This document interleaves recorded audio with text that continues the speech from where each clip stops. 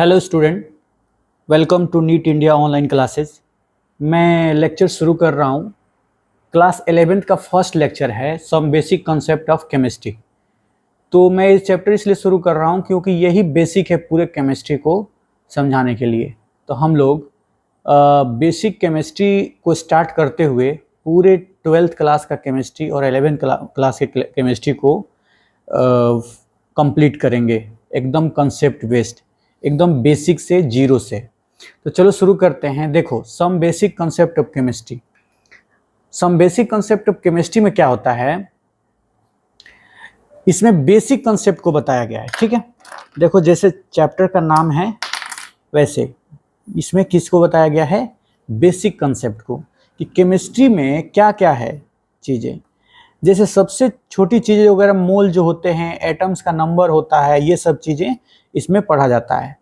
तो शुरू करते हैं हम लोग इंट्रोडक्शन से। इंट्रोडक्शन क्या है, तो इसमें हम लोग ना पढ़ेंगे हिस्ट्री ऑफ कुछ केमिस्ट्री, एकदम बेसिक से चल रहे हैं कि क्या हिस्ट्री है, केमिस्ट्री का क्या हिस्ट्री रहा है। ठीक है, तो देखो एक केमिस्ट्री हमारे लाइफ में कहाँ से आया, यहाँ से शुरू करते हैं। इंट्रोडक्शन के अंदर केमिस्ट्री हमारे लाइफ में जो कहा जाता था, आपने कहीं सुना होगा पारस पत्थर, है ना। पारस पत्थर का नाम सुना होगा, तो जिसको इंग्लिश में बोलते हैं फिलोसोफर,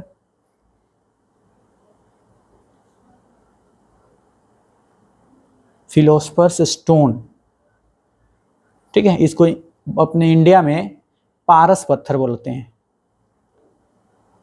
ये देखो एक मनगढ़ंत और अवधारणा है लोगों का, हाइपोथेटिकल एक सोच सकते हो कि एक अवधारणा है। इसमें क्या कहा जाता था कि किसी भी वस्तु को, यानी किसी भी ऑब्जेक्ट को जब तुम इस स्टोन से जब टच करोगे तो वो सोने का बन जाएगा, है ना। तो कितना बकवास सा ये अवधारणा था लोगों का ये मानना था, टच करने पर, ऑब्जेक्ट को टच करने पर गोल्ड का बन जाता है, गोल्ड बन जाता है। एकदम सिंपल है। मैं चाह रहा हूं कि कुछ भी ना छूटे, इसलिए इस सब को उठाया हूं, एकदम बेसिक से। इससे बेसिक कुछ नहीं होता है, जीरो से है, एकदम समझो। दूसरा हमारा एक हिस्ट्री है, एकदम जस्ट हिस्ट्री है, 4-5-10 हिस्ट्री है, जिसको मैं बता देना चाहता हूँ, फिर आगे हम लोग इसमें बढ़ जाएंगे। एलेक्स ऑफ लाइफ एक कहा जाता है, एलेक्सियर ऑफ लाइफ। ये क्या है एलेक्सियर ऑफ लाइफ? एक लिक्विड है कहा जाता है, ये भी देखो, ये भी हाइपोथेटिकल है। कहा जाता है कि एक लिक्विड है, इस लिक्विड को पीने से, इस लिक्विड को पीने से, इस लिक्विड को पीने से आदमी, चाहे जो भी ह्यूमन है, क्या हो जाएगा, अमर हो जाता है। देखो केमिस्ट्री को एकदम जीरो से शुरू कर रहे हैं। एलेक्सियर ऑफ लाइफ ये भी एक अवधारणा ही है। तो इंसान को ये जरूर पता था कोई ना कोई एक लिक्विड है, या जो भी इसमें केमिस्ट्री इन्वॉल्व हो रहा है कि नहीं। आप कहोगे कि सर इसमें कौन सा केमिस्ट्री है। देखो, लोगों को ये जानकारी होना चाहिए कि भाई इसमें कोई केमिकल या कोई स्टोन या कुछ ऐसा कुछ था जिससे हमारे जीवन में चेंजेस आ सकते हैं, तो इसको हम लोग इंक्लूड कर रहे हैं। देखो, अपने इंडिया में एक साइंटिस्ट थे जिनका नाम है नागा अर्जुना, ऋषि महर्षि जो भी बोल सकते हो, साइंटिस्ट बोल सकते हो। नागा अर्जुना क्या किया था? नागा अर्जुना ने फर्स्ट टाइम गोल्ड सिल्वर को एक्सट्रैक्ट किया था। ठीक है, फर्स्ट टाइम पूरे वर्ल्ड में, फर्स्ट टाइम, एकदम बेसिक है भाई। First time gold comma silver को एक्सट्रैक्ट किया, समझ रहे हैं। एक्सट्रैक्ट का मतलब निकालना होता है, इसका मतलब होता है निकालना।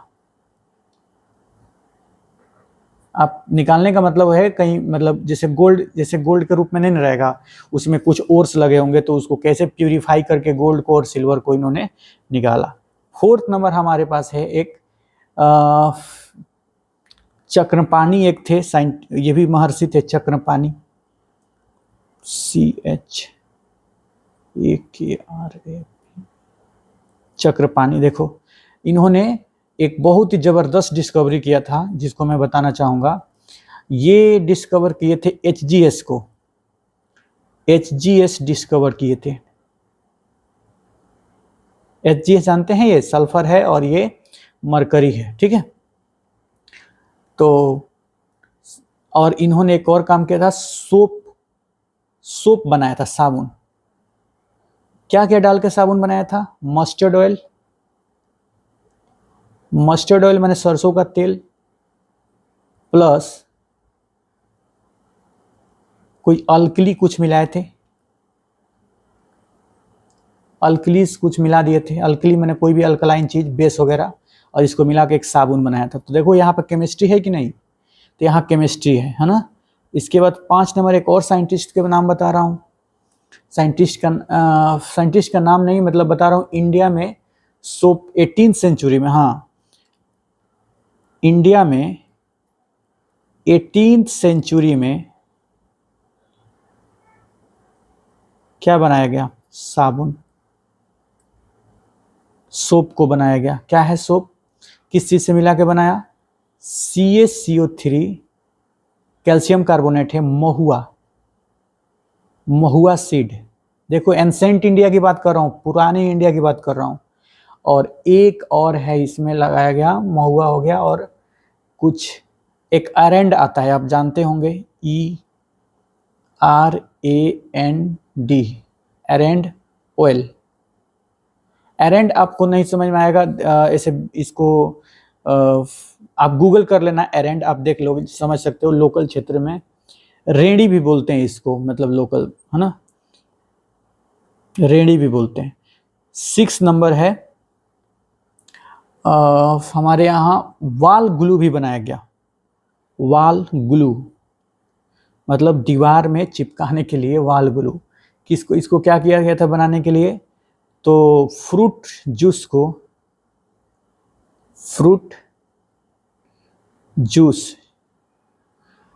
को बॉयल करके, है ना, और इसमें कुछ सीड वगैरह डाला गया था, है ना, कुछ सीड डाला गया था, और इससे बनाया गया फ्रूट जूस। एकदम बेसिक है। 7 नंबर एक है हमारे पास, एक आचार्य कनाड थे, आप जानते हैं कनाद, है ना। तो महर्षि कनाद ने मैटर को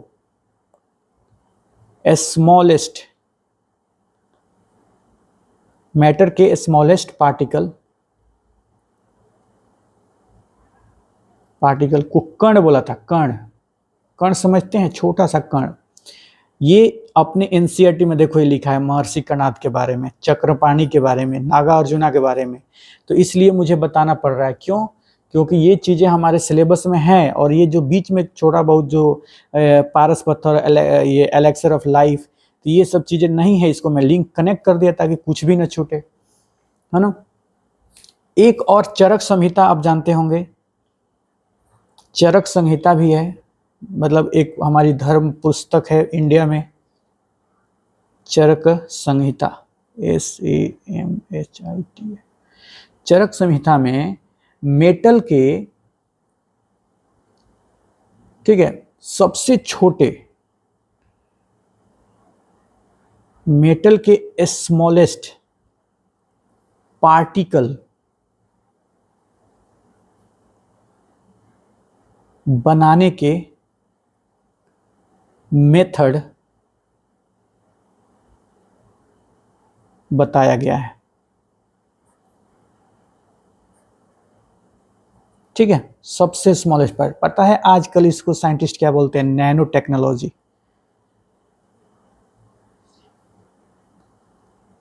ठीक है, इसको नैनो टेक्नोलॉजी कहा जाता है। और सबसे लास्ट एंसेंट सिविलाइजेशन में, जिसे हड़प्पा सभ्यता बोलते हैं, ये लास्ट है एंसेंट केमिस्ट्री में। एंसेंट माने होता है पूर्वज, सिविलाइजेशन।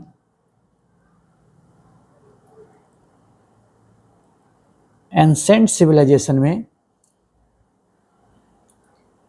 क्या किया गया था? जैसे ब्रिक्स वगैरह,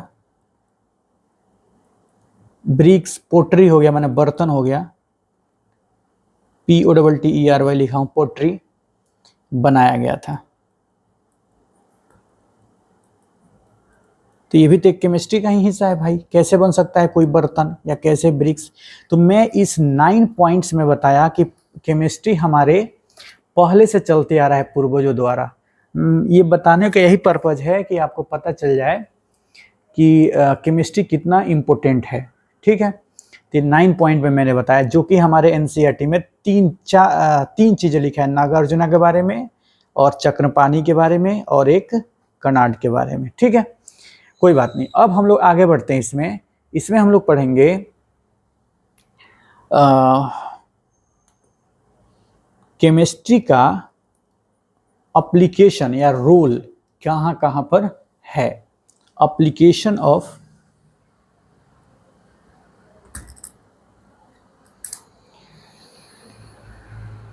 केमिस्ट्री,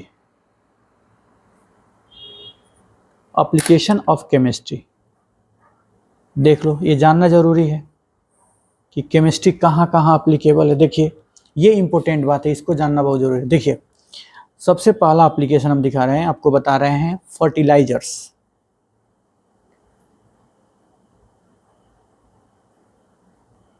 फर्टिलाइजर्स मतलब होता है खाद, उर्वरक जो खेतों में डालते हैं ना, खाद है ना, यूरिया, ये सब, तो इसको फर्टिलाइजर कहा जाता है। यहाँ पे हमें यूज किया जाता है, तो देखिए, नाइट्रोजन, फास्फोरस, सल्फर या पोटेशियम, इन एलिमेंट को यूज करके क्या क्या बनाते हैं। देखो, यूरिया, DAP बनाते हैं, है ना, या अमोनियम, इसका फुल फॉर्म DAP का है ना, di ammonium phosphate, di phosphate. घबराए नहीं, बिल्कुल ये जानना जरूरी है ना।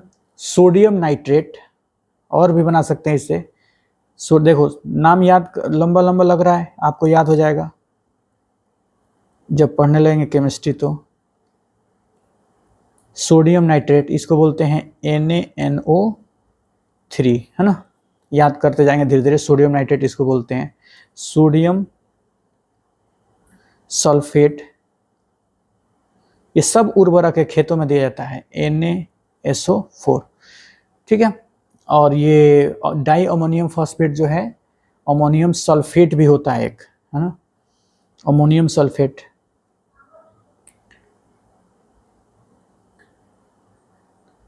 अमोनियम,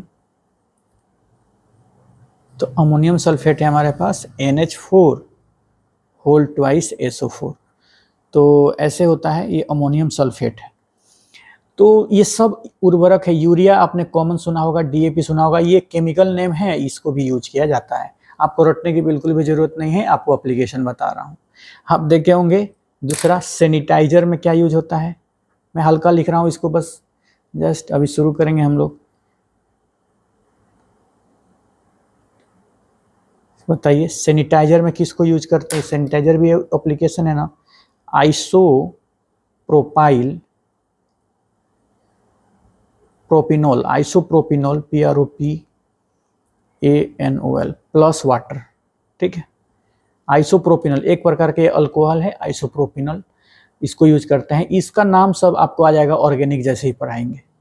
उसके बाद एक और है हमारे पास मेडिसिन में, क्या बहुत इंपॉर्टेंट है, 3rd नंबर मैं लिख रहा हूं, मेडिसिन। जब सवाल आ सकता है, मेडिसिन। देखो, मेडिसिन में कौन कौन सा यूज सकता है। एक है सिस्प्लेटिन नाम का, सिस्प्लेटिन। ठीक है, सिस्प्लेटिन में क्या है, तो ये एंटी कैंसर है, मतलब कैंसर का ये दवा है, सिस्प्लेटिन। ठीक है, आप कहोगे कि कैंसर का दवा बना ही नहीं है, नहीं, ऐसा बात नहीं है। सिस्प्लेटिन एंटी कैंसर है, कैंसर के थेरेपी में इसको यूज किया जाता है। एक और दवा का नाम मैं तुमको बता रहा हूं, टैक्सोल। इसको भी एंटी कैंसर के रूप में यूज करते हैं। और सबसे इंपॉर्टेंट एक और बता रहा हूं, जिसको एग्जाम में भी पूछा है और आगे भी पूछा जा सकता है, AZT, इसका पूरा नाम है एजिडो, मैं लिख देता हूं AZIDO, एजिडो, THYMIDIN, एजिडोथाइमाडिन। इसको एड्स के लिए यूज करते हैं, एड्स के इलाज के लिए, एकदम याद कर लेना है इसको। एजिडो, देखो सिस्प्लेटिन एग्जाम में पूछा गया क्योंकि एनसीईआरटी में नाम है, और AZT इनको याद कर लेना है ना। AZT को यूज करते हैं कहाँ पे, तो एड्स के लिए, ठीक है। आपने देखा एक चीज में और यहीं पे छोटा सा लिख देता हूं, आपको पता होगा, मैं आगे बढ़ूंगा। CFC का नाम जानते होंगे, CFCS, इसका फुल फॉर्म होता है क्लोरो फ्लोरो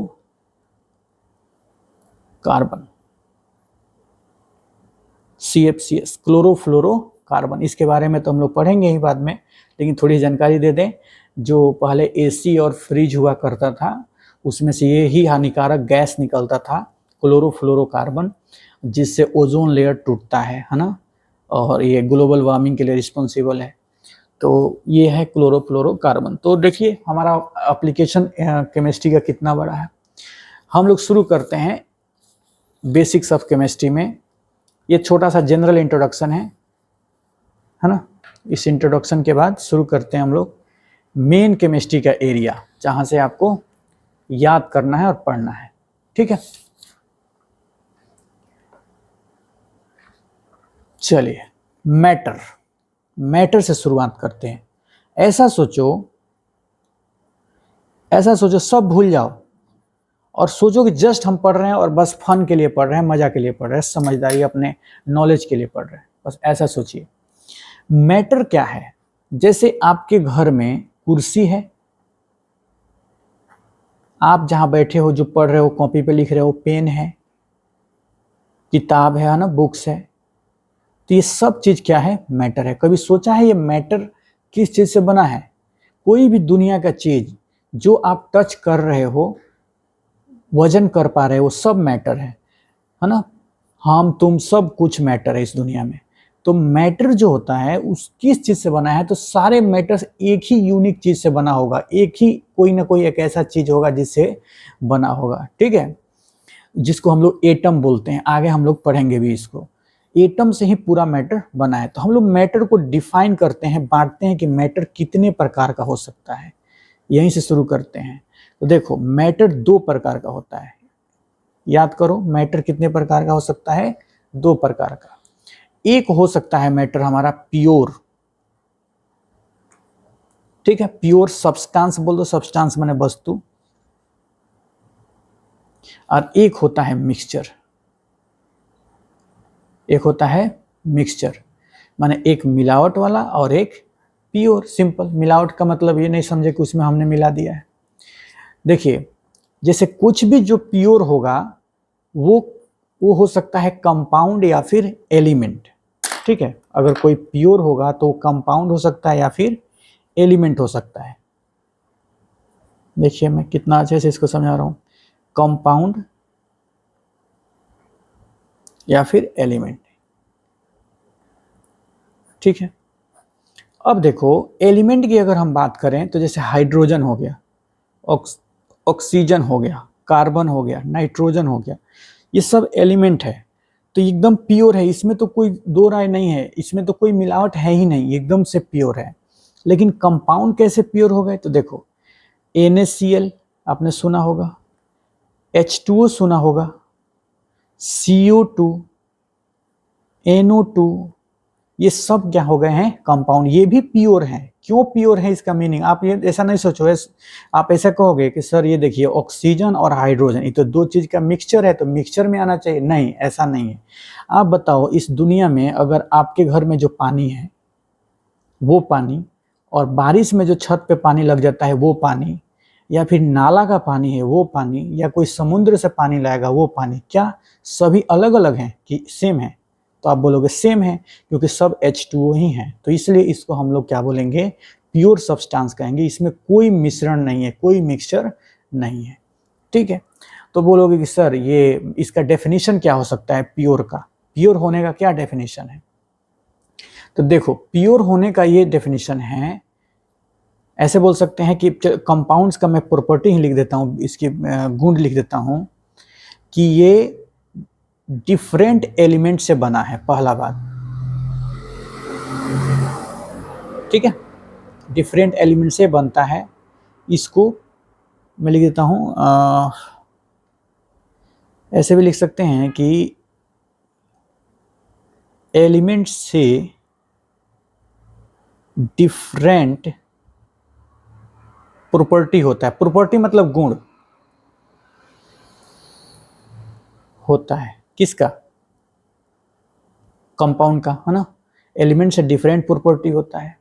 दूसरा इसका मैं कैरेक्टरिस्टिक यानी गुण लिख सकता हूं, फिजिकल मेथड द्वारा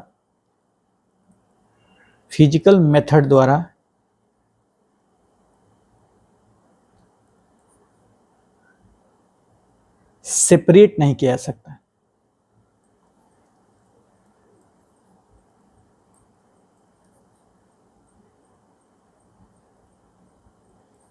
तो देखो कंपाउंड को फिजिकल मेथड द्वारा सेपरेट नहीं किया जा सकता। कैसे बताऊं?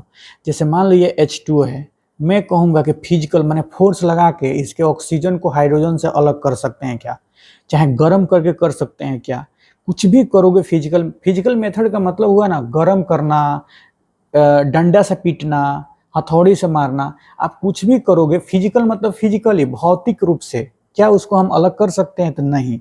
आप चाहे हाई टेम्परेचर दे दो, कुछ भी दे दो, आप हाई टेम्परेचर दे दो तो ये वेपर बन जाएगा, है ना, लिक्विड से क्या बन जाएगा? वेपर, गैस बन जाएगा, लेकिन उसमें भी H2O ही होगा। ठीक है, तो इसको अलग कर ही नहीं सकते फिजिकल मेथड से। केमिकल मेथड से अलग कर सकते हो। केमिकल मेथड मान लो मैं कोनो रिएक्शन करा दिया, रिएक्शन कराने से ये टूट गया तो वो हो सकता है। और तीसरा इसका प्रॉपर्टी है हमारे कंपाउंड का कि ये फिक्स रेशियो में होता है ना, फिक्स रेशियो एलिमेंट है। देखना, और ये बहुत बारीकी से अगर पढ़ लेते हो इसको तो तुम्हें केमिस्ट्री पूरा क्लियर हो जाएगा, बहुत अच्छे से क्लियर हो जाएगा। केमिस्ट्री बहुत बड़ी चीज नहीं है, उसको सिस्टमेटिक पढ़कर याद करने से बहुत अच्छे से क्लियर हो जाता है और कोई भी केमिस्ट्री बना दोगे, क्योंकि केमिस्ट्री का एक फिक्स बाउंड्री है ना। तो इसको सिस्टमेटिक जितना लेक्चर जा रहा है आप सीधे सीधे आप याद करते जाओ, कमेंट बॉक्स में अपना ओपिनियन भी लिखना। ठीक है, कई एटम जो होते हैं वो इंडिपेंडेंट एग्जिस्टेंस होता है और नहीं भी हो सकता है। ठीक है, कोई कितने सारे एलिमेंट्स हैं या फिर एटम्स हैं, एटम्स इनको बोलते हैं, है ना, उनका अपना इंडिपेंडेंट एग्जिस्टेंस माने अकेले रह सकते हैं। ठीक है, तो मैं लिखता हूं इंडिपेंडेंट एग्जिस्टेंस,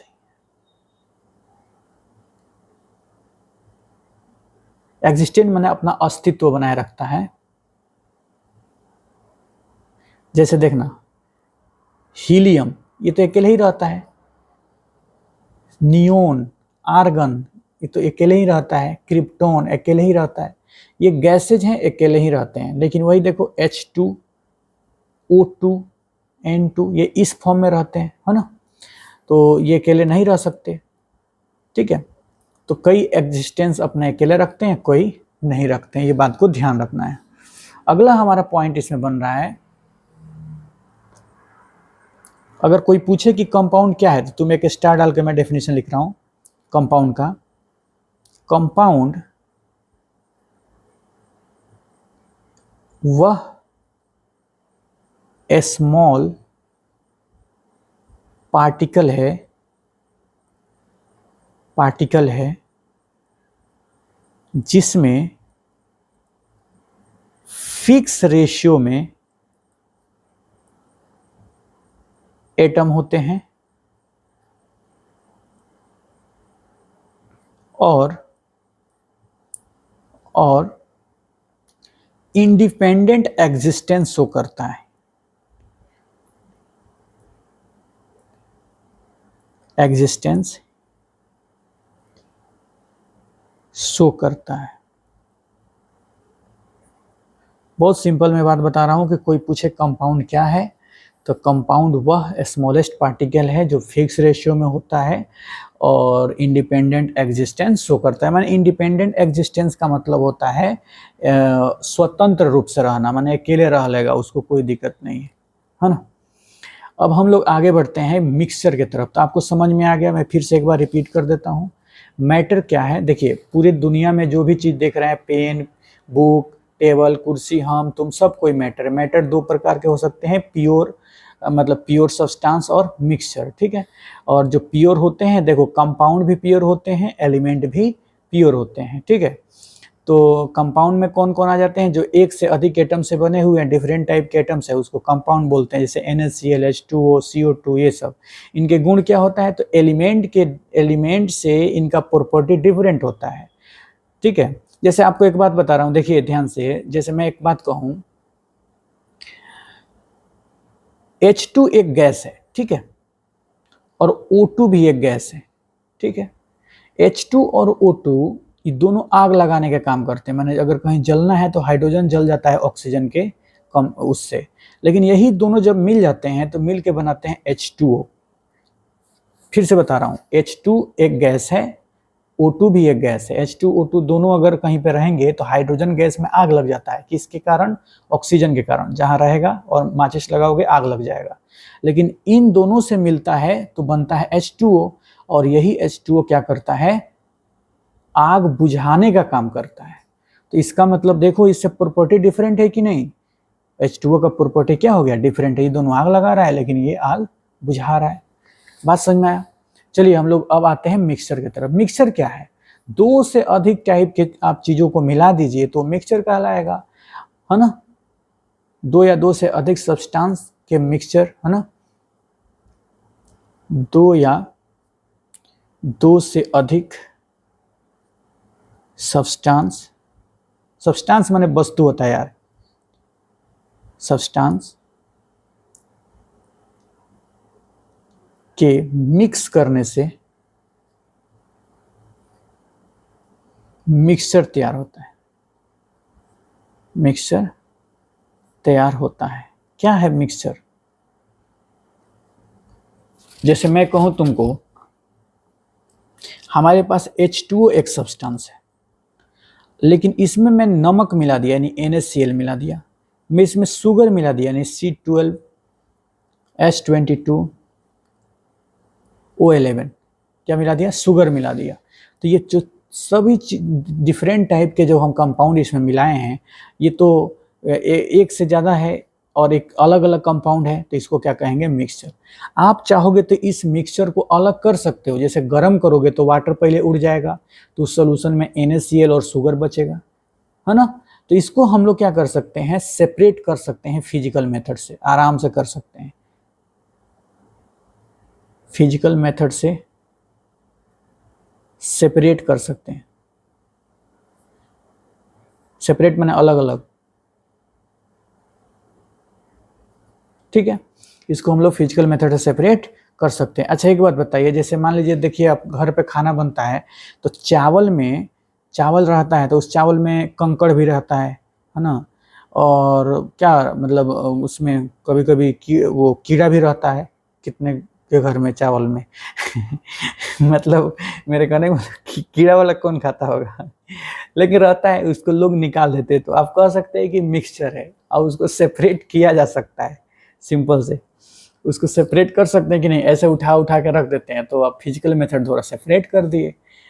आप मिक्सचर भुजिया खाते हैं तो उसमें बादाम होता है और पता नहीं उसमें कुछ वो क्या बेसन का कुछ बना होना होता है, तो वो सब मिक्सचर ही तो है। उसको आप चाहो तो, कितने लोग क्या करते हैं, बादाम को धीरे धीरे एक एक निकाल के खा लेंगे और बाकी जो चावल वाल का जो भुजा बचेगा वो उसी में बचा रह जाएगा, तो उसको सेपरेट किया जा सकता है। मिक्सचर मीन्स आपने मिक्स कर दिया है कोई चीज़, बस खत्म, सिंपल। अब ये दो प्रकार के हो सकता है मिक्सचर, कितने प्रकार के हो सकता है, दो प्रकार के। एक होता है होमोजीनियस मिक्सचर,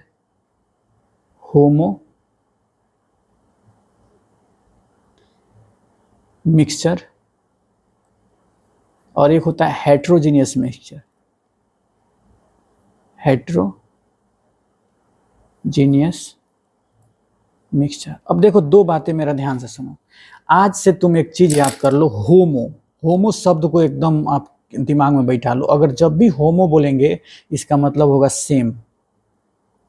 साइंस में होमो का मतलब होता है, साइंस क्या पूरा कहीं भी जाओ, इसका मतलब होता है सेम। हेटेरो का मतलब होता है डिफरेंट। एकदम पक्का बात है, होमो मतलब सेम और हेटेरो मतलब डिफरेंट। तो वैसा मिक्सचर जो सेम हो, सेम चीज से मिलके बना हो, है ना, और यूनिफॉर्म सेम चीज से मिलके, सॉरी ये बात बोलना सही नहीं है, मतलब अगर उसमें तुम मिक्स किए हो तो कोई भी चीज मिक्स करो वो पूरे चारों तरफ बराबर फैल गया है तो उसको बोलेंगे होमोजीनियस मिक्सचर। जैसे एग्जांपल दे रहे हैं, आपने एक गिलास पानी ले लिया, ठीक है, और उस एक गिलास पानी में आपने इसमें मिला दिया है शुगर, तो शुगर चारों तरफ मिल जाएगा। और जब आप इसको पूरे अच्छे से घोल देंगे तो एक चम्मच पानी आप ऊपर से निकाल के पिए या फिर नीचे से निकाल के पिए, आपको उतना ही मीठा लगेगा। तो इसका मतलब ये क्या है, हर जगह आपको वो फिक्स रेशियो में मिल रहा है, तो इसको हम लोग बोलेंगे होमोजीनियस मिक्सचर। लेकिन अगर आपने एक गिलास पानी में बालू डाल दिया है तो आप देखेंगे नीचे सबसे ज़्यादा बालू बैठ जाएगा, जाके सेडिमेंट हो जाएगा, है ना। तो ये एक हेट्रोजीनियस मिक्सचर है, हेट्रोजीनियस मिक्सचर। क्लियर हुआ कि नहीं? तो आप बोल सकते हैं, आप जैसे देखो डेफिनेशन में मत जाइए, आप ऐसे समझिए कि सैंड, सैंड माने बालू प्लस वाटर, ये क्या हो गया, सैंड बालू, है ना।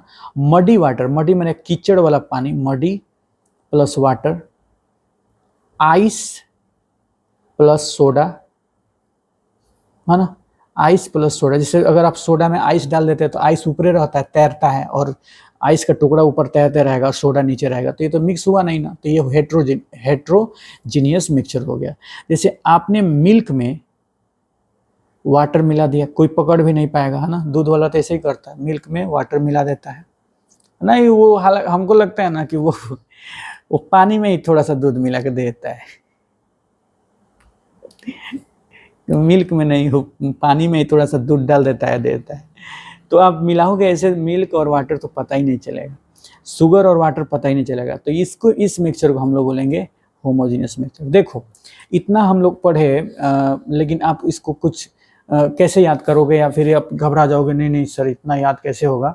आप सिंपल याद रखो अपने दिमाग में, मैटर, मैटर या तो प्योर होगा या फिर मिक्सचर होगा। अगर प्योर होगा तो जैसे नॉर्मल में H2O बोल देते हैं, CO2 बोल देते हैं, वो सब कंपाउंड है, प्योर के कंपाउंड हैं। और जो एक एक एलिमेंट का नाम ले लेंगे, कार्बन, हाइड्रोजन, सोडियम, ये सब हो जाएंगे एलिमेंट, है ना। बस इतना याद रख लो। मिक्सचर दो प्रकार के होते हैं, एक होमोजीनियस और एक हेट्रोजीनियस। होमोजीनियस जो होता है वो ऐसा मिक्सचर होता है जिसको सेपरेट, मतलब उसको अलग अलग नहीं कर सकते, मतलब अलग अलग वो दिखता ही नहीं है, हर जगह सेम सेम अमाउंट में रहता है। तो मिल्क प्लस वाटर हो गया। एक और मैं लिख देता हूँ, जैसे आपने नींबू पानी पिया होगा तो नींबू पानी भी हो जाएगा, है ना। अब पता नहीं हिंदी कैसे लेते हैं, नींबू पानी, है ना, नींबू प्लस पानी को मिला देंगे, ये भी आपको पता नहीं चलेगा कहाँ है। तो ये सब चीज़ें हो जाएंगी, है ना। चलिए अब हम लोग इसमें हम लोग आते हैं कि कैसे मेन चीज कैलकुलेट करते हैं, नंबर ऑफ एटम वगैरह, तो इसको हम लोग निकालते हैं। शुरू करते हैं नेक्स्ट। देखिए एक शब्द है जिसको बोलते हैं एटॉमिसिटी, है ना, यहाँ से शुरू कर रहा हूँ मैं। एटॉमिसिटी यही मेन है, यहीं से न्यूमेरिकल वगैरह बनता है। एटॉमिसिटी, ATOMICIT, ये होता है सर, ATOMSCITY, एटॉमिसिटी, ठीक है। हिंदी में ना इसको परमाणुकता शायद बोलते हैं, परमाणु एटम को बोलते हैं, तो परमाणुकता भी शायद बोलते हैं। चलिए कोई बात नहीं।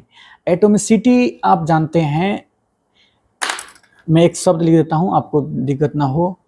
किसी मॉलिक्यूल में या कंपाउंड में एटम्स का नंबर को एटॉमिसिटी कहते हैं, एटॉमिसिटी कहते हैं।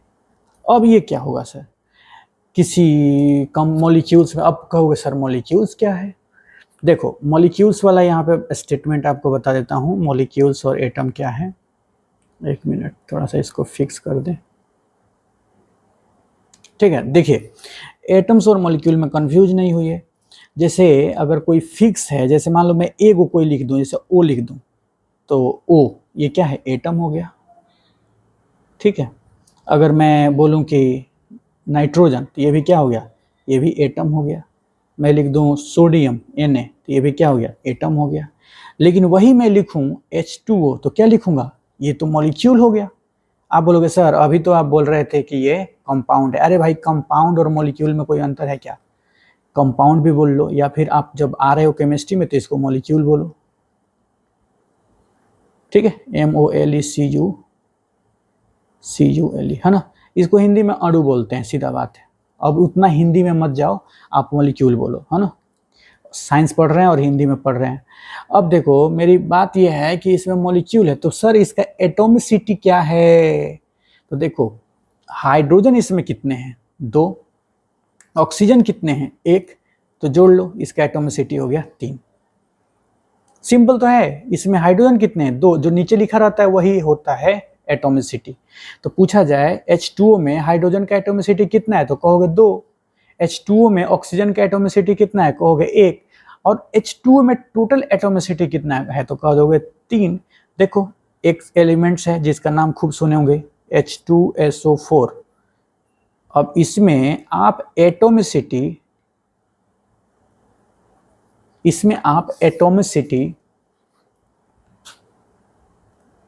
मैं शायद एटॉमिसिटी गलत लिख रहे हैं, यहाँ पहले ही सही था, ATOMI ही रहेगा, एटॉमिसिटी। ठीक है, बार बार लिख।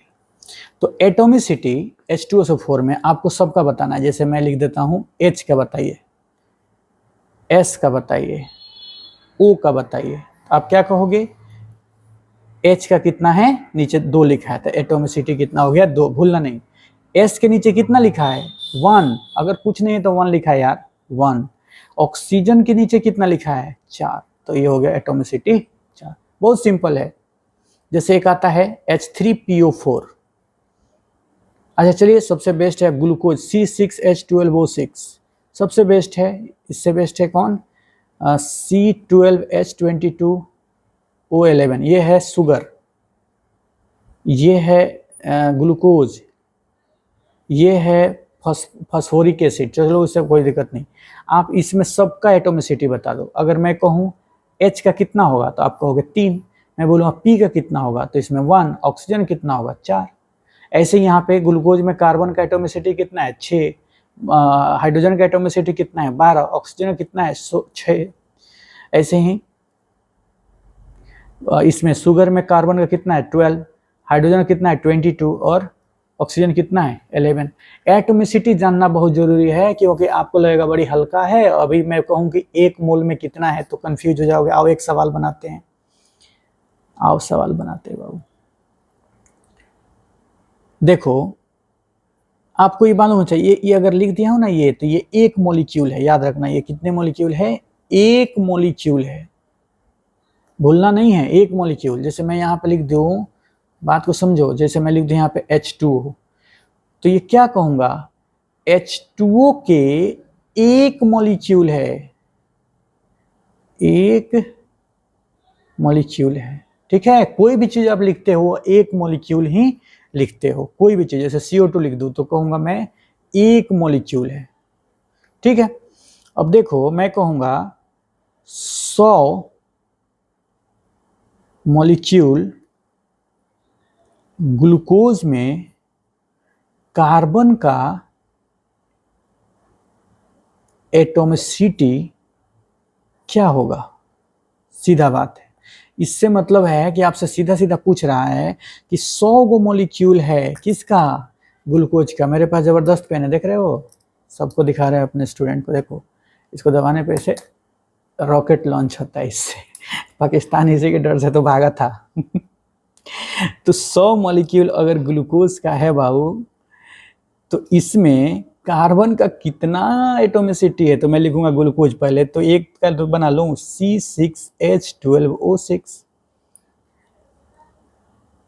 C6H12O6 क्या है, ग्लूकोज का 1 मॉलिक्यूल है भाई। तो 1 मॉलिक्यूल में कितने कार्बन, तो 1 मॉलिक्यूल में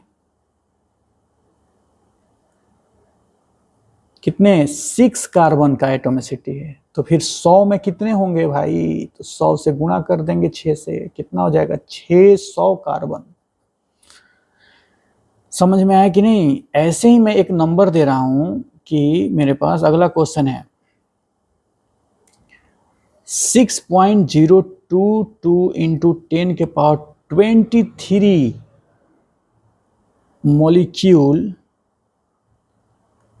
मॉलिक्यूल है CO2 का।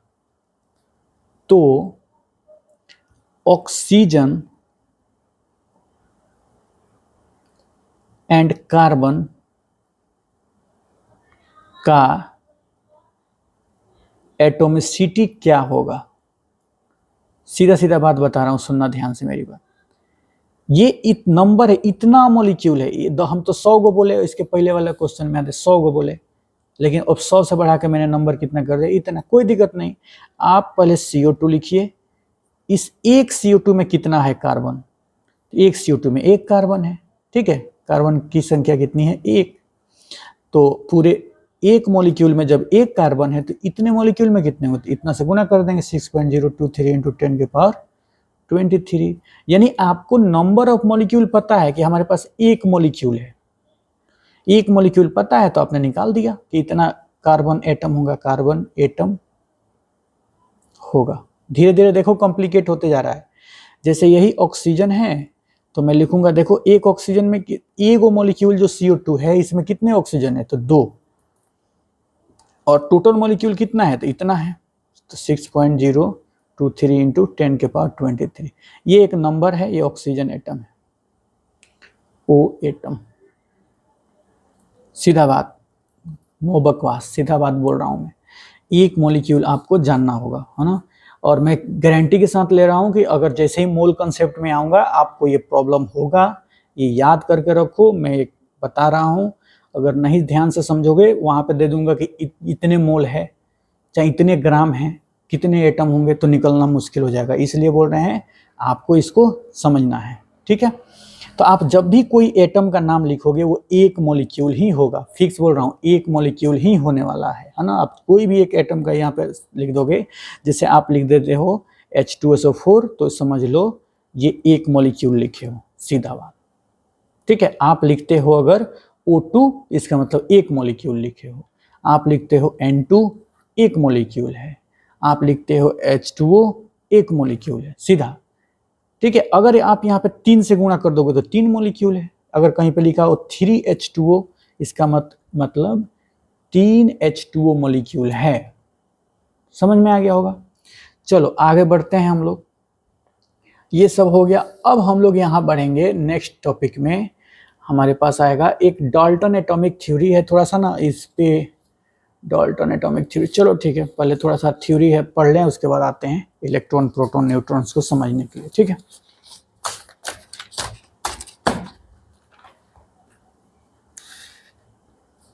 बिल्कुल नहीं, बस आप आराम से इसको समझते रहो। जैसे डाल्टन एटॉमिक थ्योरी, हालांकि इसको ना हम लोग एटम्स वाले चैप्टर में बड़ी अच्छे से पढ़ते हैं, बट यहाँ पे थोड़ा सा बता देता हूँ। डाल्टन्स एटॉमिक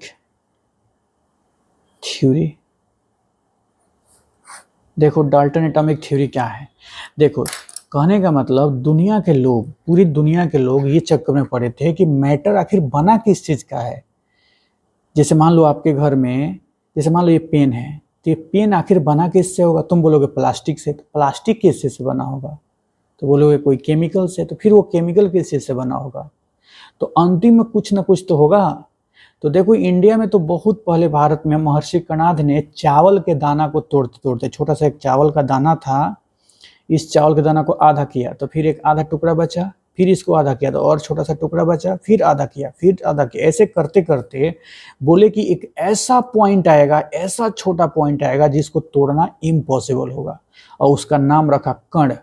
इस बात से वो इतने फेमस हुए वो ऋषि कि उनका नाम ही पड़ गया कणाद, महर्षि कणाद, ठीक है। हमको लगता है, चाहे लोग भी बोलते हैं ऐसे, कि डाल्टन उन्हीं सब बातों को ये इंटरप्रिटेट किए हैं इंग्लिश में। बस डाल्टन कहते हैं कि पूरी दुनिया एक स्मॉलेस्ट पार्टिकल से बना है जिसका नाम है एटम। ऑल मैटर मैं हिंदी में लिख देता हूं, सभी मैटर स्मॉलेस्ट पार्टिकल से बना है, जिसे एटम कहा जाता है। सीधा बात, उसे क्या कहा जाएगा? एटम। अब देखो मैं एक बार बोल देता हूं, लेकिन इसको तो पढ़ना है अगले चैप्टर में, है ना, एटम्स वाले चैप्टर में। मैं यहाँ पे इसका नाम इसलिए ले रहा हूं ताकि आप मैटर को समझ पाओ, है ना। ये बोलते हैं कि एटम जो होते हैं स्फेरिकल होते हैं, इलास्टिक होते हैं, माने गोल होते हैं और इलास्टिक होते हैं। ये बोलते हैं, डाल्टन एटॉमिक थ्योरी में बोलते हैं कि एटम जो है नाइदर क्रिएटेड नॉर डिस्ट्रॉय, मतलब एटम को न तो हम क्रिएट कर सकते हैं और न ही उसको डिस्ट्रॉय कर सकते हैं, माने नष्ट कर सकते हैं। ये बोलते हैं कि कोई भी केमिकल रिएक्शन में एटम ही पार्टिसिपेट करता है, यही इनका थ्योरम है ना। तो मैं लिख नहीं रहा हूँ, मैं आपको समझा रहा हूँ कि डाल्टन ने ऐसा बताया था। चलिए आखिरी के 15 मिनट में हम लोग एक काम करते हैं, आगे प्रोसीड करते हैं और फटाफट हम लोग सब एटॉमिक पार्टिकल्स की तरफ बढ़ जाते हैं। एटम इसलिए बोले, डाल्टन का नाम इसलिए लिए क्योंकि हमें एटम के बारे में चर्चा करना है। देखिए सब एटॉमिक पार्टिकल,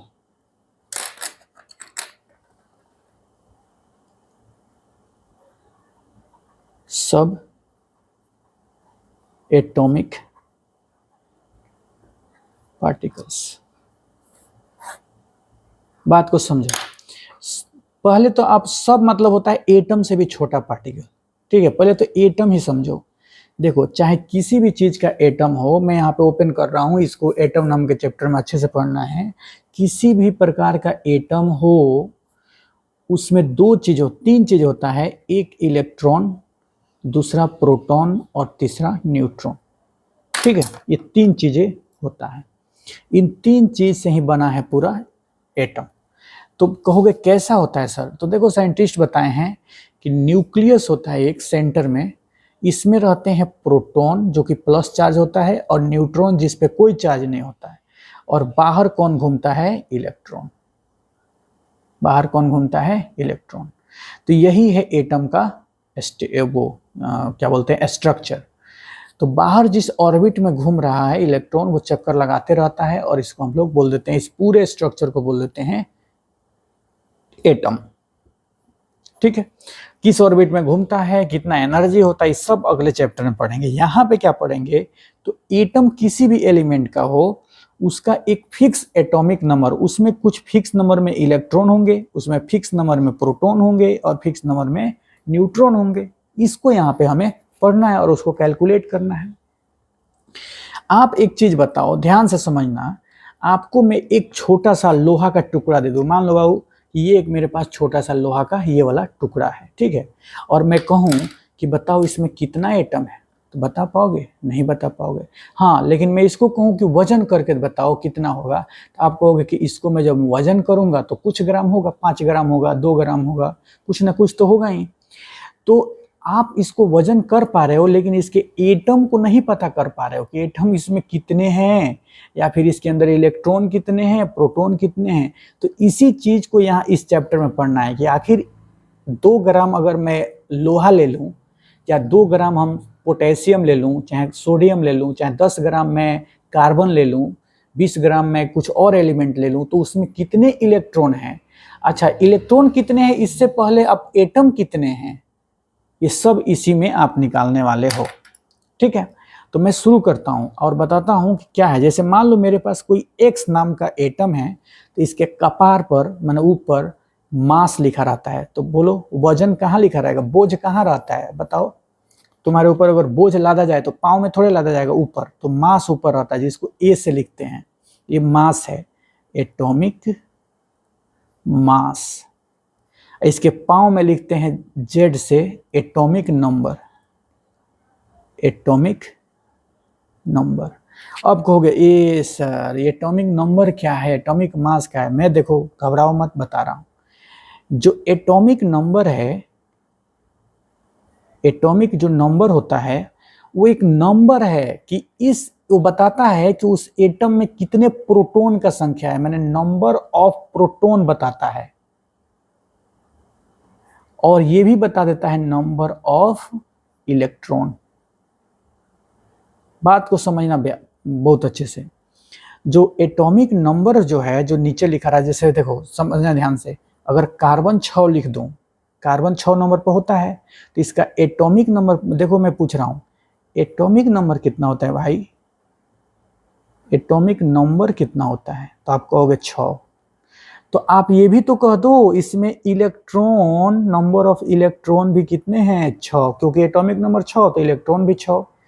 इसमें नंबर ऑफ प्रोटॉन भी कितने, तो 6। आए बात समझ में। तो यानी आप किसी भी चीज में अगर आपको नंबर ऑफ इलेक्ट्रॉन निकालना है या नंबर ऑफ प्रोटॉन, तो उसके एटॉमिक नंबर के बराबर होगा। आप उल्टा भी बोल सकते हो, आखिर कैसे इसका एटॉमिक नंबर नाम पड़ा, तो देखिए इसमें गिना गया कि कितने इलेक्ट्रॉन है, तो 6 इलेक्ट्रॉन है, तो कह दिया गया भाई इसका एटॉमिक नंबर 6 बोल दो। इसमें कितने प्रोटॉन थे, तो 6, तो इसका 6 बोल दो इसका एटॉमिक नंबर। जैसे इसके न्यूक्लियस में 6 प्रोटॉन है, ठीक है, और बाहर इलेक्ट्रॉन कितने घूम रहे हैं, 6, मतलब अलग अलग ऑर्बिट में, पहले में 2 घूमते हैं, तो पहला ऑर्बिट में 2 इलेक्ट्रॉन और बाकी में 4, उसके बाद वाला में 4, 6 टोटल इलेक्ट्रॉन घूम रहे हैं।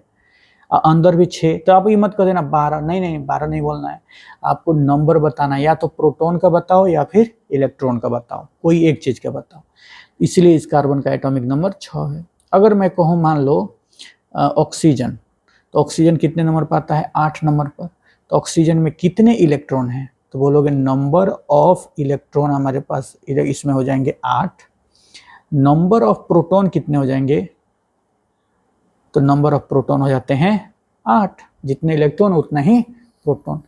अब देखो ध्यान से एक बात सुनना, आप बोले सर इलेक्ट्रॉन प्रोटॉन के तो आप बता दिए, लेकिन ये रहा न्यूट्रॉन, इस न्यूट्रॉन के बारे में तो कुछ बताया ही नहीं। सुनो, न्यूट्रॉन निकाल देते हैं आराम से। ऊपर जो मूडी पर लिखल है एकरा, मतलब एकरा हेड पर जो लिखा है उसको इस नीचे वाले से घटा देते हैं। यानी न्यूट्रॉन निकालने के लिए कपार पर जो रखा है ए, उसमें से जेड को क्या कर दें, घटा दें, मतलब मास में से एटॉमिक नंबर को क्या कर देंगे, घटा देंगे, तो निकल जाएगा। तो अब चलो इसका बताते हैं नंबर ऑफ न्यूट्रॉन। किसका, तो बोलोगे सर इसके सर पे कितना रखा था, अरे भाई 12 है, इसका कितना होता है 16। कोई बात नहीं, आप मैं बताता हूँ कि कैसे इसका मास रखा जाता है। तो देखो इसको रखोगे आप, नंबर ऑफ न्यूट्रॉन निकालोगे, तो 12 में से 6 घटाओगे तो आ जाएगा 6।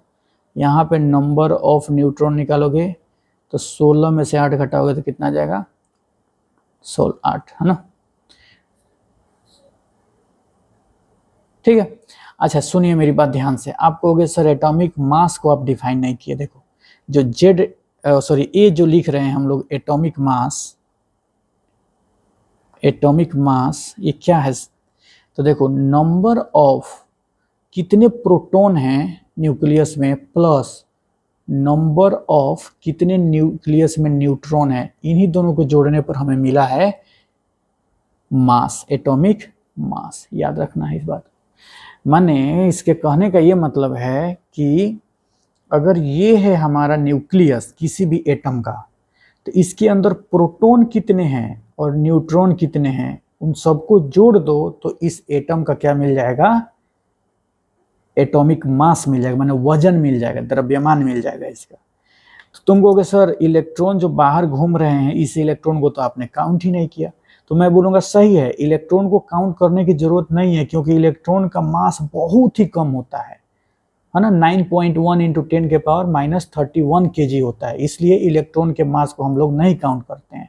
आप सीधे सीधे प्रोटॉन और न्यूट्रॉन के नंबर ही काउंट कर लो। मैं बार बार बोल रहा हूँ, मास नहीं नंबर, खाली जोड़ लो, बस नंबर जोड़ लोगे पता चल जाएगा कि उसमें कितने हैं। जैसे आप देख लो कार्बन के अंदर, एक कार्बन है, तो इस कार्बन के जो न्यूक्लियस है सेंटर में 6 गो होता है प्रोटॉन और 6 गो होता है न्यूट्रॉन। इस 6 को जोड़ने पर आप कह देते हो, अब बाहर 6 गो इलेक्ट्रॉन रहता है, उससे कोई दिक्कत नहीं है, 6 इलेक्ट्रॉन है, इससे कोई दिक्कत नहीं है। आप नीचे इसके न्यूक्लियस में ही सारा का सारा मास है। सारा मास कहाँ छुपा है किसी एटम का, न्यूक्लियस में। इसलिए आप कह सकते हो 6 प्रोटॉन 6 न्यूट्रॉन मिलके एटॉमिक मास जो हो जाएगा न्यूक्लियस इसका कार्बन का 12 हो जाएगा। आया समझ में? ऐसे ही अगर मैं कहूँ कि ऑक्सीजन एटम है हमारे पास, ठीक है, चलो ऑक्सीजन बहुत हो गया, नाइट्रोजन की बात कर लेता हूँ। नाइट्रोजन में 7 एटॉमिक नंबर होता है, ठीक है, और ऊपर होता है 14 मास। तो आप इससे अनुमान लगा लो कि जरूर उस एटम में अगर न्यूक्लियस बीच में है और बाहर चारों तरफ क्या है, इलेक्ट्रॉन एक ऑर्बिट में घूम रहे हैं, उसको मैं मेंशन नहीं कर रहा हूँ, तो जरूर इसके न्यूक्लियस में, न्यूक्लियस मतलब नाभिक में 7 होंगे प्रोटॉन और 7 होंगे न्यूट्रॉन, तभी तो इसका मास 14 है सर पर, ठीक है। तो इस तरह से आप काउंट कर सकते हैं कितने नंबर ऑफ प्रोटॉन है, कितने नंबर ऑफ न्यूट्रॉन है, कितने नंबर ऑफ इलेक्ट्रॉन है, ठीक है। तो फिर से मैं एक बार रिपीट कर देता हूँ। देखो मैं एक पेज ही लिख पाया, है ना, और 1 घंटे के लगभग लेक्चर हो रहा है, इन्फॉर्मेशन ज़्यादा था। आप देखिए एकदम बेसिक से मैं बता रहा हूँ, इसलिए इसमें थोड़ा सा टाइम लग रहा है, बाकी आप एकदम एक्सट्रीम देखिए, भले ही बेसिक शुरू किया हूँ लेकिन आप एक्सट्रीम तक इसको पढ़ सकते हो। एक्सट्रीम मतलब हो गया कि एकदम से एक्सट्रीम, मतलब अच्छे लेवल का मैं कराऊंगा इसमें, और क्वेश्चंस भी हम लोग देंगे। ध्यान से सुनना मेरी बात, मैं कह रहा हूँ कि आपको नंबर ऑफ इलेक्ट्रॉन चाहिए, मतलब तो आप क्या करोगे, अभी तक मैंने जो पढ़ा उसका मैं कर रहा हूँ, बोलो नंबर ऑफ इलेक्ट्रॉन, माने इलेक्ट्रॉन का संख्या चाहिए, तो कह देना कि सर एटॉमिक नंबर जो है ना, इसका पाँव में जो लिखा है एटॉमिक नंबर, उसको हम जोड़ देंगे, मतलब उसी को ले लेंगे तो हो जाएगा उतना इलेक्ट्रॉन। तो अगर मैं बोलूँगा कि नंबर ऑफ प्रोटॉन चाहिए तो क्या करेंगे सर, ये लिखने की जरूरत नहीं है, मैं लिख के समझा रहा हूँ, तो आप वही एटॉमिक नंबर जितना है उतना ही है, ठीक है। लेकिन अगर कहेंगे हमें चाहिए नंबर ऑफ न्यूट्रॉन, न्यूट्रॉन पर कोई चार्ज नहीं होता, इलेक्ट्रॉन पर माइनस होता है, प्रोटॉन पर प्लस होता है, न्यूट्रॉन पर कोई चार्ज नहीं, तो आप क्या करोगे, इसके मास में से, मतलब एटॉमिक मास में से घटा दोगे एटॉमिक नंबर को, बस जैसे ही एटॉमिक मास में से एटॉमिक नंबर को घटा दोगे तो आपको मिल जाएगा। क्लियर हुआ कि नहीं? तो इतना बात आपको ध्यान रख लेना। क्या यार, अब सुनना मेरी बात ध्यान से, दूसरा पेन लेते हैं, ये बड़ा दिक्कत कर रहा है।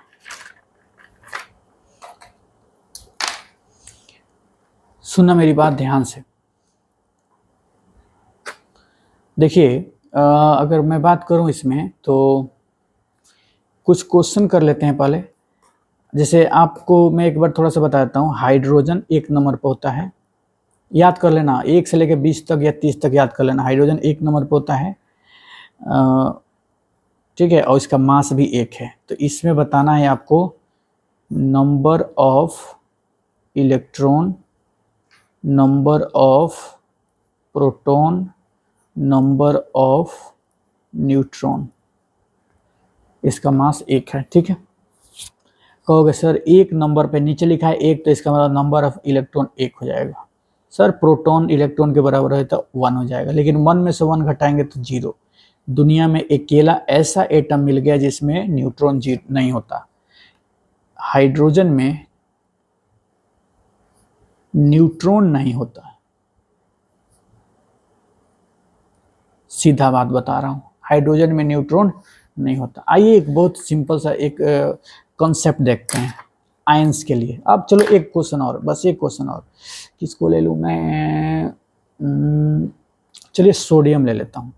सोडियम, सोडियम नीचे 11 ऊपर 23, माने मास 23 होता है और नंबर 11 होता है। चलिए कमेंट आपका आना चाहिए number of electron, number of proton और नंबर ऑफ न्यूट्रॉन के ऊपर, ठीक है, कमेंट आपका आना चाहिए, मैं आपको छोड़ रहा हूं आपके ऊपर। मेरे बात ध्यान से सुनना, आगे हम लोग बढ़ रहे हैं आयंस के ऊपर, ये बहुत जरूरी है भाई, कंफ्यूजन हो जाएगा। आयंस, आयंस को समझना, आयंस, ठीक है। देखो जैसे मान लो मैं एक छोटा सा एग्जांपल ले रहा हूं लिथियम का, लिथियम, लिथियम 3 नंबर पर था, हाइड्रोजन हीलियम लिथियम 3 नंबर पर, और उस पर हो जाएगा 7 इसका एटॉमिक मास हो जाता है, ठीक है। अगर मैं इसका एटम का स्ट्रक्चर बनाऊं, आप घबराइए नहीं कि कैसे आप बना पा रहे हैं एटम का स्ट्रक्चर, हम नहीं बना पा रहे हैं, तो आप एटम जब पढ़ेंगे तो आप भी बनाने लग जाएंगे। एटम को मैं बनाऊं तो एक न्यूक्लियस तो बनाना पड़ेगा, तो मैं एक छोटा सा क्या बना दिया, न्यूक्लियस। तो अब देखो इसमें 3 इसका नंबर है, तो इसका मतलब इसमें प्रोटॉन कितने होंगे, 3। नंबर ऑफ प्रोटॉन कितने होंगे इसमें, 3। इसमें इलेक्ट्रॉन कितने होंगे बाहर, तो इलेक्ट्रॉन ये देखो फर्स्ट ऑर्बिट है, ये सेकेंड ऑर्बिट है, 2 ऑर्बिट होता है, 2 मतलब ज़्यादा इनफाइनाइट ऑर्बिट होते हैं, लेकिन इसके इलेक्ट्रॉन इतना ही मर जाएंगे। पहले में 2 इलेक्ट्रॉन हैं, दूसरे में बाकी 5 इलेक्ट्रॉन, 1 2 3, सॉरी 5 कैसे होंगे, 3 है ना, 3 तो टोटल 3 इलेक्ट्रॉन हो गए। 2 पहला ऑर्बिट में इलेक्ट्रॉन है, 1 इसके बाद वाला ऑर्बिट में इलेक्ट्रॉन है, यानी टोटल नंबर ऑफ इलेक्ट्रॉन कितने हो गए, 3। घबराएं बिल्कुल नहीं, प्रोटॉन है, अंदर कितने होंगे प्रोटॉन, 3, तभी तो इसका एटॉमिक नंबर 3 पड़ा है, प्रोटॉन 3 है। तो भाई साहब प्रोटॉन 3 है, इसका मास है 7, तो जरूर इसमें 4 गो क्या होगा, न्यूट्रॉन होगा।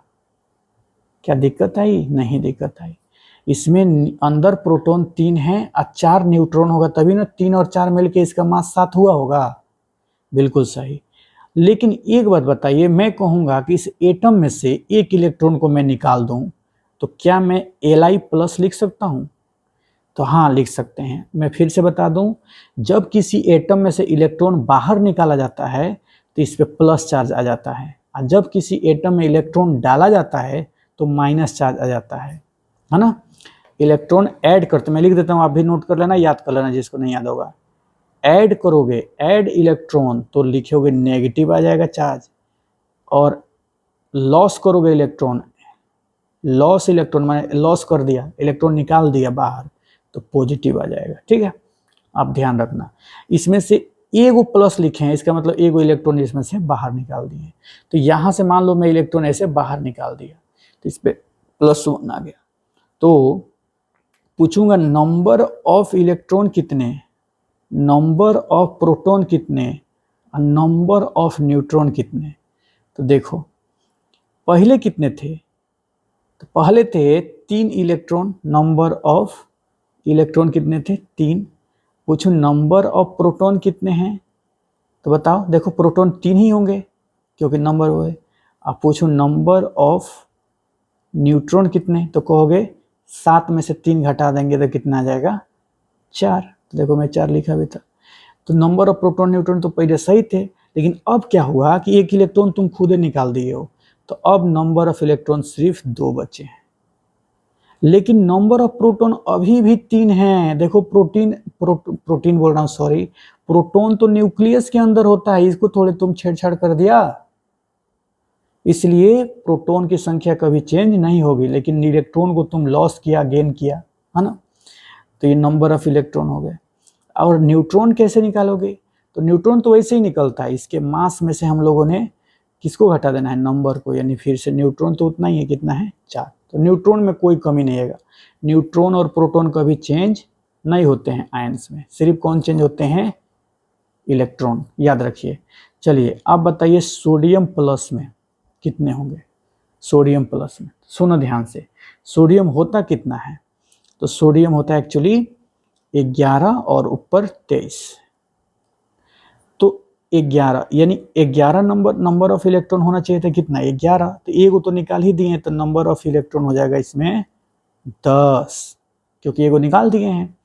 और लेकिन नंबर ऑफ प्रोटॉन पूछे तो अभी भी 11 है, और नंबर ऑफ न्यूट्रॉन पूछें तो 23 में से 11 को घटा देंगे, 3 में से 1 जाएगा तो 2, 3 में से 1 जाएगा तो 2, और 2 में से 1 जाएगा तो 1, यानी 12। सिंपल है ना, समझ में आया कि नहीं आया। तो किसी भी आयन का अगर मैं मान लो जो O- ले लिया, O-, तो O तो 8 नंबर पर आता है, इसका एटॉमिक मास 16 है। तो देखो नंबर ऑफ इलेक्ट्रॉन कितने होंगे, अरे सर माइनस रखे हैं, इसका मतलब इलेक्ट्रॉन बाहर से डाले हैं, तो 8 पहले इलेक्ट्रॉन था, एगो और डाल दिया गया है, तो इसका मतलब नंबर ऑफ इलेक्ट्रॉन कितने हो गए, 9। अब पूछूंगा नंबर ऑफ प्रोटॉन कितने होंगे, तो जितना एटॉमिक नंबर यानी 8 है, अगर पूछूं मैं नंबर ऑफ न्यूट्रॉन कितने होंगे तो घटा दो 16 में से 8 यानी 8। सिंपल सी बात है। तो कोई भी आयन आप डालिए, इलेक्ट्रॉन निकालिए तो इलेक्ट्रॉन में ही फर्क पड़ेगा, लेकिन उसके उसके प्रोटॉन पर और न्यूट्रॉन पर कोई फर्क नहीं पड़ेगा। एक और क्वेश्चन देखो, जैसे मैं कैल्शियम प्लस प्लस डाल दिया, ठीक है, या फिर Mg मैग्नीशियम प्लस प्लस डाल दिया, या फिर सोडियम 2 बार प्लस कर दिया, या फिर ऑक्सीजन पर 2 बार ऐसे माइनस कर दिया। और कई बार ना इसको +2 भी लिख देता है, यहाँ पे -2 भी लिख देता है, तो इसे घबराने की जरूरत नहीं है। अब देखिए क्या कह रहा हूँ मैं, कैल्शियम कितने नंबर पर आता है 20 नंबर पर, और इसका मास कितना होता है 40 नंबर पर। मैग्नीशियम कितने पर आता है 12 नंबर पर, इसका मास कितना होता है 25 नंबर पर। सोडियम कितना आता है 11, है कितने मास 23, 8 और 16। अब आप बताओ इस कैल्शियम में अगर मैं कहूँ नंबर ऑफ इलेक्ट्रॉन तो कैसे निकालोगे, तो बोलो जितना नंबर है उतना ही तो इलेक्ट्रॉन होगा, लेकिन सर 2 गो निकाल दिया गया है पहले ही से इलेक्ट्रॉन, यानी 20 गो होना चाहिए लेकिन 2 गो निकाल दिए हो तो 18 गो ही इलेक्ट्रॉन बचा है। अगर नंबर ऑफ प्रोटॉन निकालना हो तो जितना एटॉमिक नंबर उतना ही, यानी 20 गो है अभी भी, क्या है क्योंकि इसमें चेंज नहीं हुआ है, सिर्फ इलेक्ट्रॉन ही तो हम निकाले हैं। और नंबर ऑफ न्यूट्रॉन कोई पूछे तो आप कहोगे कितना, 40 में से 20 जाएगा तो बचेगा 20, ऊपर में से नीचे को घटाओगे तो आपको नंबर ऑफ न्यूट्रॉन मिलेगा, कोई दिक्कत नहीं। ठीक वैसे ही आप यहाँ पर बोलोगे नंबर ऑफ इलेक्ट्रॉन निकालने को तो क्या कहोगे बताइए, 12 होना चाहिए, लेकिन उसमें देखो आयन है, 2 गो निकाल दिया गया है यानी आयनाइज हो गया है, इसका मतलब इसमें से 2 कम करेंगे यानी 10 हो गया नंबर ऑफ इलेक्ट्रॉन। ऐसे ही 25 में से इसका नंबर ऑफ प्रोटॉन अगर निकालें तो कितना निकालोगे 12 ही होगा, उसमें कोई फर्क ही नहीं पड़ा। नंबर ऑफ न्यूट्रॉन कोई पूछे तो 25 में से 12, शायद आई थिंक मुझे लग रहा है 24 होता है, आप देख लेना ध्यान से कि मैग्नीशियम 24 उसका मास होता है या 25, आई थिंक 12 दूना 24 या 24 ही होना चाहिए मुझे लग रहा है। 1 मिनट में थोड़ा सा देख के फिर बताता हूँ, 1 मिनट लगेगा। 24 ही होना चाहिए, मुझे 25 में लिख दिया हूँ, लेकिन मैग्नीशियम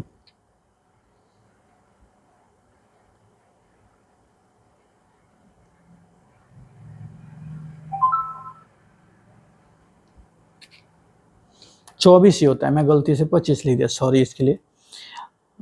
24 पॉइंट कुछ होता है ना, तो हम लोग 24 इसको कंसिडर करेंगे।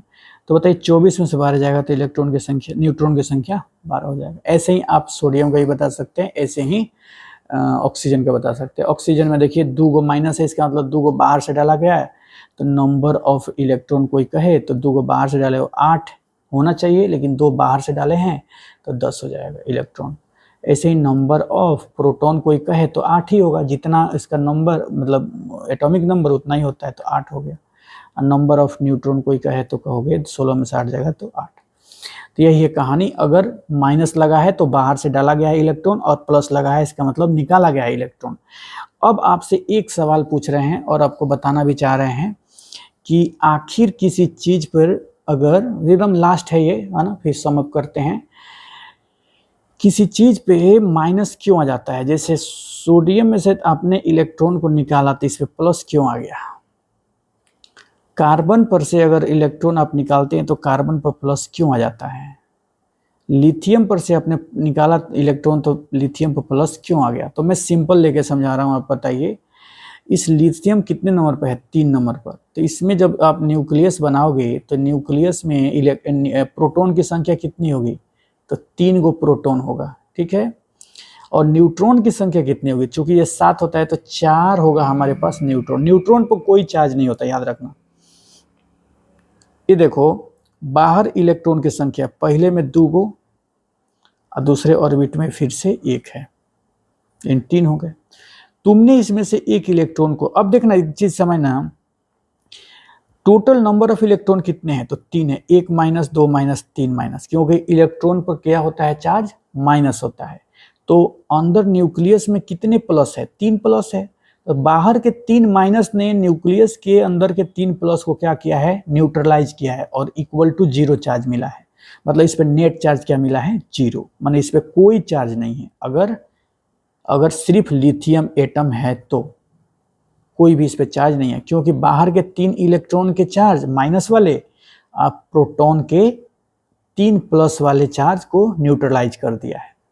लेकिन जैसे ही तुम एक इलेक्ट्रॉन को बाहर निकाल देते हो तो माइनस की संख्या कितनी हो गई, 2, माइनस हो गई 2, और अंदर चार्ज कितना है प्लस में, 3। तो अब क्या बच गया, एगो प्लस में बच गया, इसीलिए एगो प्लस इस पे रहता है। आया बात समझ में? यानी अब कौन जीत गया, प्रोटॉन की संख्या ज्यादा हो गई। अब सिर्फ 2 गो माइनस मिलके 2 गो प्लस को न्यूट्रलाइज करेगा और एगो प्लस बच जाएगा, वही एक प्लस इसके सर पे आ गया। तो सर माइनस क्यों आता है, तो अगर मान लीजिए हमारे कार्बन के ऊपर एक माइनस आ गया, चाहे लिथियम के ऊपर ही माइनस ले लेते हैं, चलिए यहीं पे समझाते हैं, लिथियम के ऊपर ही हमने माइनस ले लिया, तो प्रोटॉन कितने हैं, 3, एगो बाहर से इलेक्ट्रॉन डाल दिया, यानी माइनस आया तो एगो बाहर से डाल दिया, तो अब अंदर इलेक्ट्रॉन की संख्या हो गई 1 2 3 4, यानी माइनस की संख्या हो गई 4 और प्लस की संख्या हो गई है अभी भी 3, यानी 3 गो माइनस 3 गो प्लस को खा जाएगा, एगो अभी भी माइनस बचा रहेगा, इसीलिए इस लिथियम पर क्या लग जाएगा, माइनस। तो क्यों माइनस लगता है और क्यों प्लस लगता है, मुझे लग रहा है आपको समझ आ गया होगा। ठीक है, फिर से समझ में आ जाए। अगर आपको कोई प्रॉब्लम हो आप कमेंट में बताना, फिर से बता देंगे, ऐसे कोई दिक्कत नहीं है। जितने न्यूक्लियस के अंदर चार्ज प्लस है उतना ही बाहर में इलेक्ट्रॉन माइनस है, तो दोनों की संख्या बराबर हो गई, दोनों की संख्या बराबर हो गई तो वह एटम न्यूट्रल हो गया, सोडियम हो गया, ऐसे है ना, पोटेशियम हो गया, ऑक्सीजन हो गया, इस पर कोई चार्ज नहीं रहेगा, यानी प्रोटॉन अंदर और बाहर इलेक्ट्रॉन दोनों बराबर है। कोई भी एक चीज बढ़ेगा, यानी इसमें इलेक्ट्रॉन बाहर से ले आओगे तो इलेक्ट्रॉन की संख्या बढ़ गई, तो इसका मतलब माइनस आ जाएगा। इलेक्ट्रॉन जब बाहर निकालोगे तो इलेक्ट्रॉन की संख्या घट गई तो प्रोटॉन अधिक हो गया, इसलिए प्लस आ गया। अब क्लियर हो जाएगा, अगर नहीं क्लियर होगा तो पीछे बैक जाके देख लेना, या फिर से मैं रिपीट कर दूंगा। ठीक है, ठीक है, आपको एक क्वेश्चन दे रहा हूं यहाँ पे, कमेंट जरूर करना। जैसे फ्लोरीन माइनस में बता भी देता हूँ 9 नंबर पर होता है और 19 होता है इसका एटॉमिक मास। ऐसे ही फ्लोरीन माइनस हो गया, इसका सारा चीज बताना है, नंबर ऑफ इलेक्ट्रॉन, प्रोटॉन और न्यूट्रॉन, मुझे कमेंट का इंतजार रहेगा। चलिए ठीक है, यहीं पे सम अप करते हैं। Very very thank you lecture देखने के लिए, बाय।